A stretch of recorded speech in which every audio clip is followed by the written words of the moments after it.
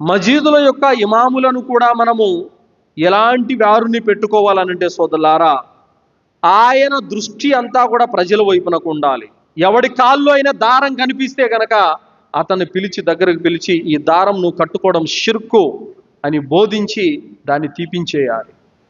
ఎవరైనా నమాజు చదువుతూ ఉంటే, తప్పు చదువుతుంటే వాళ్ళని చక్కదిద్దాలి. కానీ మనం పల్లెల్లో ఇమాములను చూస్తున్నాము, అల్లాహు అక్బర్, ఏ విషయాన్ని వాళ్ళు పట్టించుకోరండి. వాళ్ళు ఎలా నమాజు చదివినా, వాళ్ళ మెళ్ళల్లో తాయెత్తులు ఉన్నా, వాళ్ళు ఎలా ఉన్నా సరే ఈయన పని ఏందే, వాళ్ళ పని వాళ్ళదే. ఆ విధంగా ఉంటారు సోదరులారా. అందుకే ఈరోజు ముస్లిం సమాజం అతి భయంకరమైనటువంటి షిర్కులో, బిదాతులో కూరుకొని ఉంది సోదరులారా. కానీ అల్హమ్దులిల్లా మీ మజీద్కి ఒక చక్కటి మొహమ్మదీ ఇమాం ఉన్నారు. అల్హమ్దులిల్లా, ఎంత గొప్ప విషయం, అల్లా దయ వల్ల ఎంత జ్ఞానం మీరు నేర్చుకోవచ్చు, ఎంత లాభాన్ని మీరు పొందొచ్చు. అల్హమ్దులిల్లా.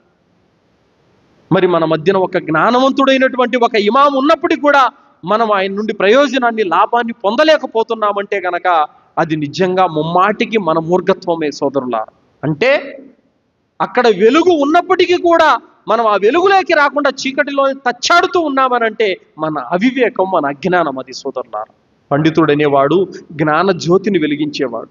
అలాంటి వ్యక్తి దగ్గరికి వెళ్ళి మన విద్య నేర్చుకోవాలి, మనల్ని మనం చక్కదిద్దుకోవాలి సోదరులారా.